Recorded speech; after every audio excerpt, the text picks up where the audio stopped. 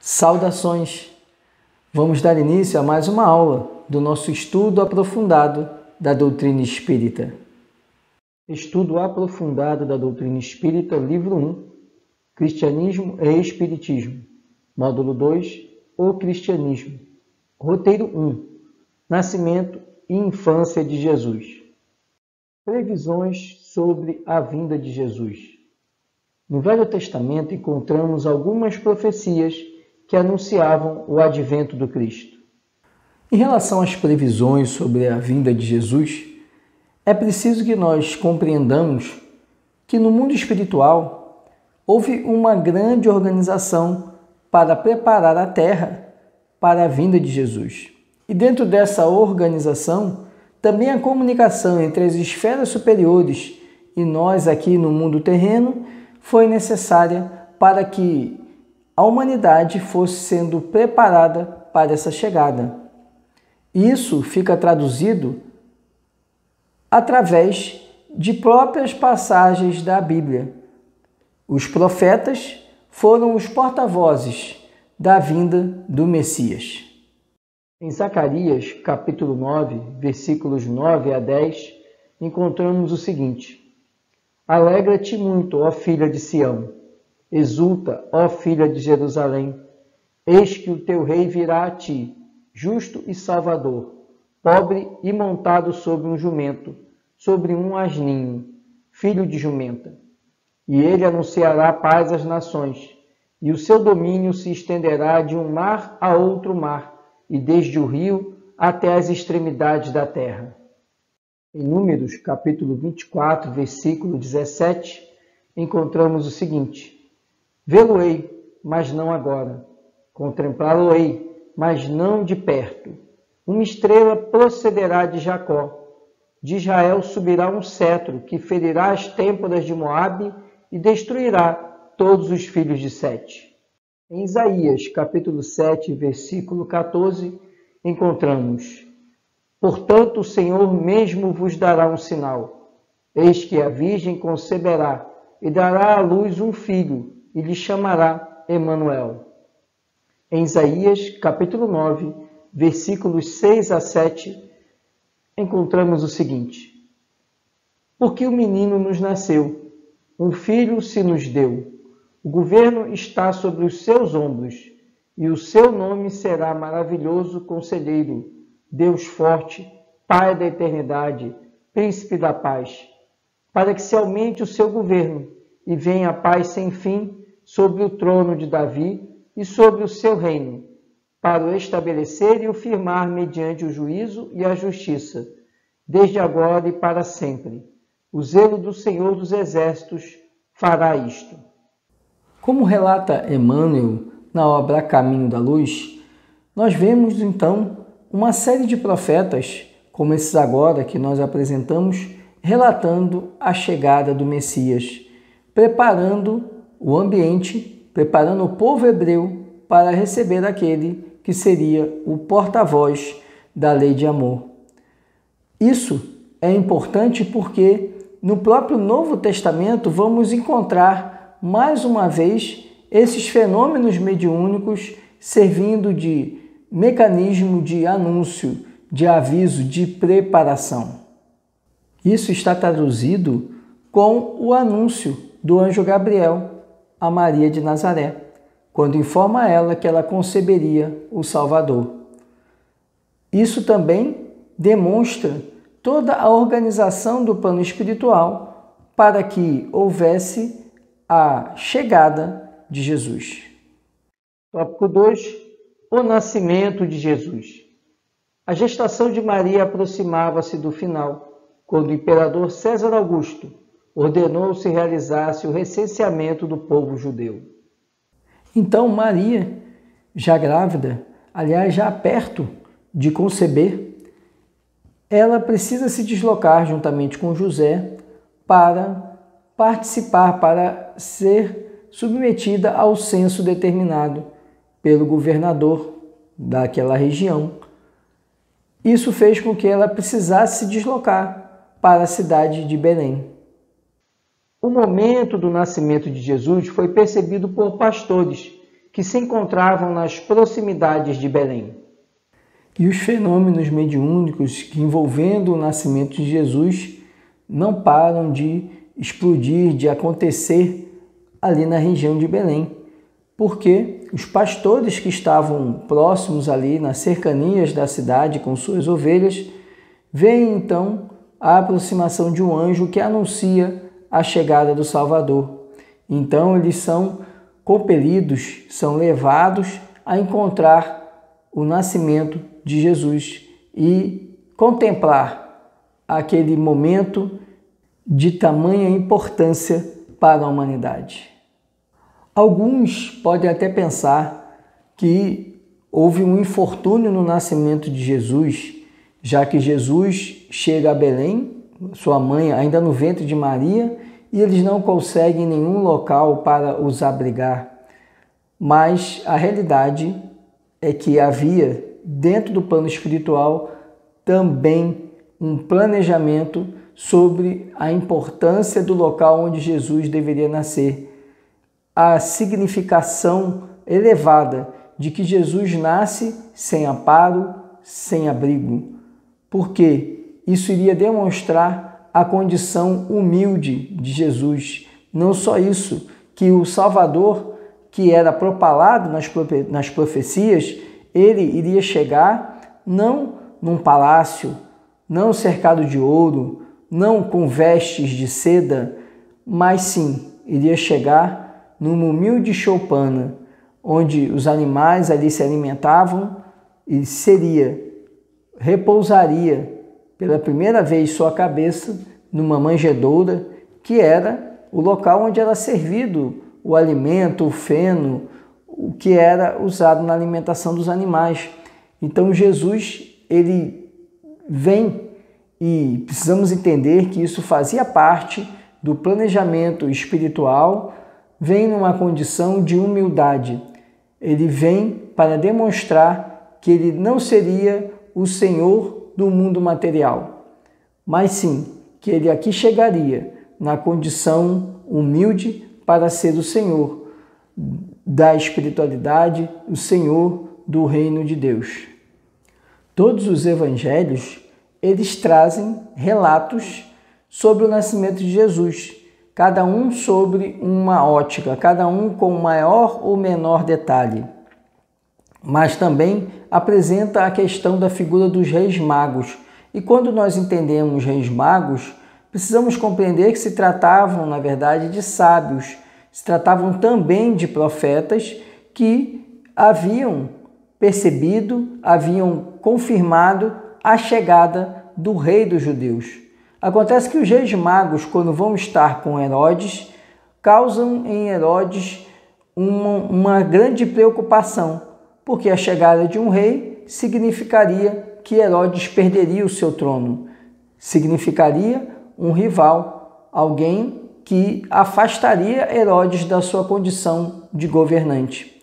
Então Herodes ele faz um jogo com os reis magos e diz que quer muito conhecer o rei dos judeus, mas Herodes já alimentava ali a vontade de se livrar daquele que poderia ser uma ameaça ao seu reino. Mais uma vez, Jesus se apresenta como o grande Messias que viria para instalar o reino de Deus e que não teria nenhuma preocupação com as questões materiais, muito menos com o reino material de Herodes. Entretanto, Herodes faz essa convocação aos reis magos que eles lhe avisassem para que ele pudesse encontrar o rei que acabara de nascer, mas os reis magos perceberam que Herodes não estava bem intencionado, talvez até intuídos pela espiritualidade. E o que eles fizeram? Eles encontraram Jesus, mas não retornaram a Herodes para avisar a chegada do Salvador. Com isso, Herodes então dá a ordem para matar todas as crianças que tivessem nascido no período ali de 2 anos, para que não houvesse nenhuma chance de ser ameaçado pelo bebê ainda rei dos judeus. Após a partida dos magos, José recebe em sonho a visita do anjo do Senhor, que lhe adverte. Então José, Após a partida dos Reis Magos, ele, em sonho, mais uma vez, fenômenos mediúnicos envolvendo o nascimento de Jesus são sentidos, porque José, em sonho, ele é advertido por um anjo para que ele fugisse para o Egito, já que o bebê, Jesus, que acabara de nascer, estava correndo risco. E assim faz. Assim que desperta José, assustado, ele pega Maria e pega seu filho, Jesus, e se afasta daquela região, da região de Israel, e vai se refugiar no Egito, para ali passar alguns anos, até o momento em que Herodes morre e não há mais a perseguição aos nascidos naquele período em que Jesus nasceu. A história da humanidade terrestre está dividida em dois grandes períodos, antes e depois do Cristo, indicativos de que, com Jesus, o ser humano inicia efetivamente a sua caminhada evolutiva em termos de aprendizado moral. Precisamos então compreender que Jesus, ele é o ser, é a pessoa que vem para a Terra para transformá-la, para modificá-la, para impulsionar a sua evolução. E Jesus é tão marcante na história da humanidade que ele divide a história da humanidade em dois momentos, em antes de Cristo e depois de Cristo. A partir do ano em que Jesus nasce, esse ano é considerado o ano zero, e a partir daí inicia-se nova contagem aqui na Terra. E o tempo anterior ao nascimento do Cristo é contado regressivamente, ou seja, do maior para o menor. Tamanha a importância da figura de Jesus, confirmando também o que já diziam as profecias, que Jesus viria para mudar os rumos do povo judeu e, na verdade, de toda a humanidade. Ao término do reinado de Herodes Antipas, Maria, José e Jesus retornam do Egito, onde se haviam refugiado.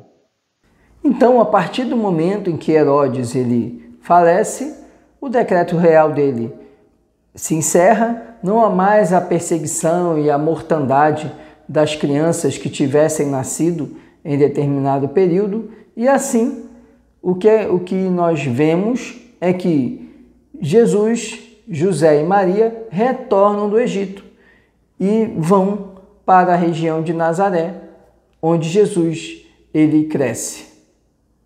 A infância de Jesus. A infância de Jesus é marcada por percepções e revelações mediúnicas.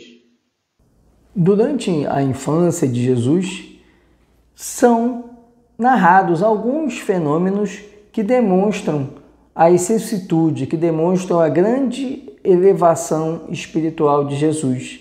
Fenômenos esses relacionados à mediunidade, mas uma mediunidade que era despertada em outras pessoas que tinham contato com Jesus.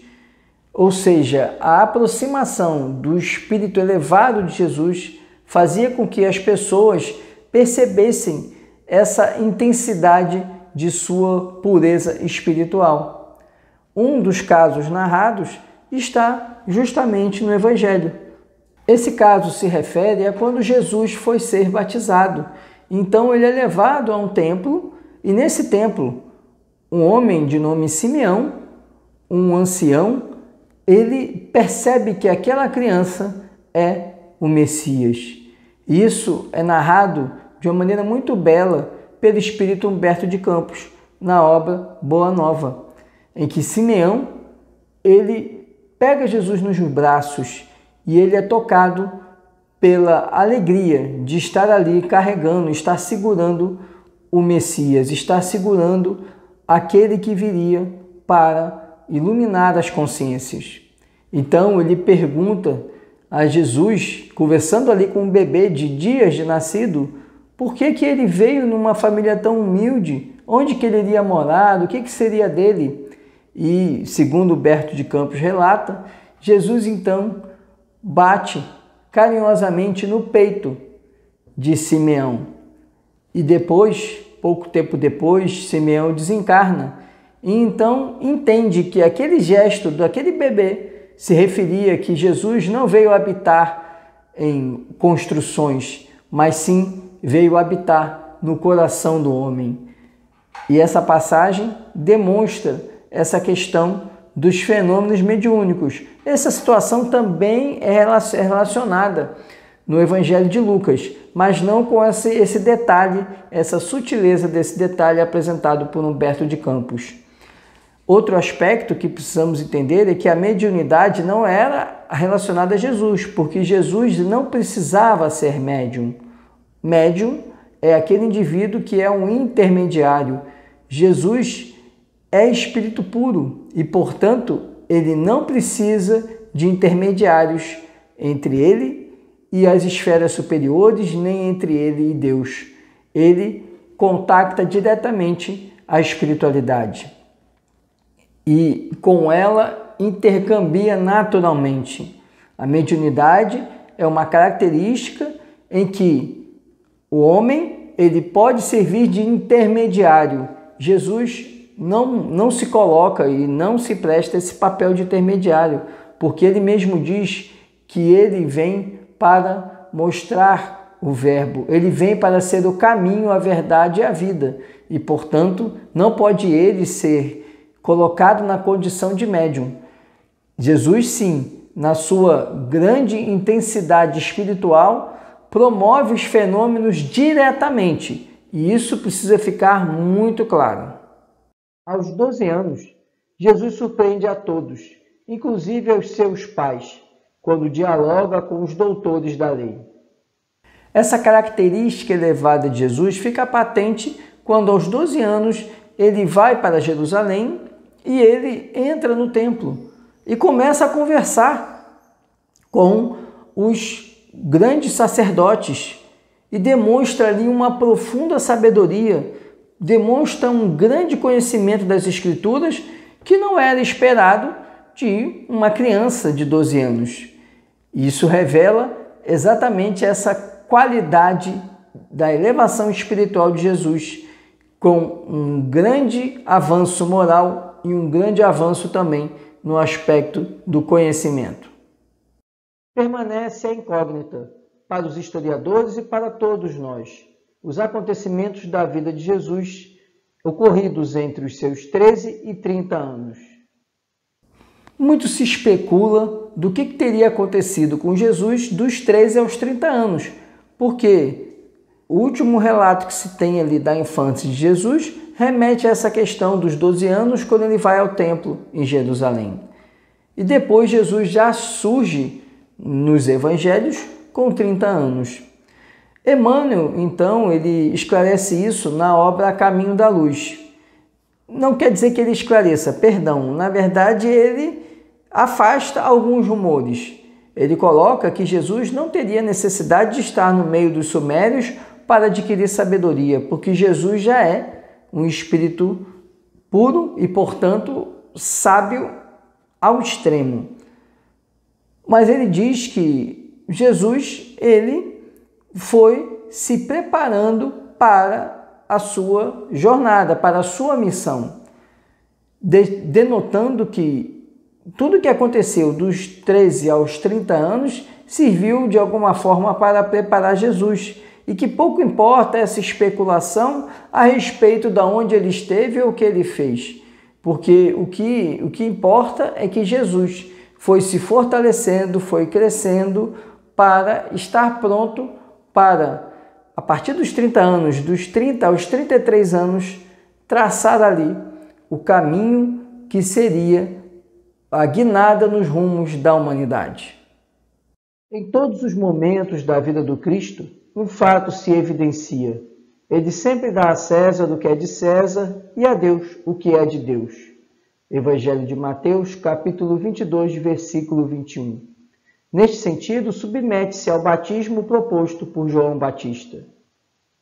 E já encerrando essa questão da breve análise do nascimento e da infância de Jesus, é preciso nós entendermos que Jesus sempre se colocou na compreensão da sua condição humana temporária.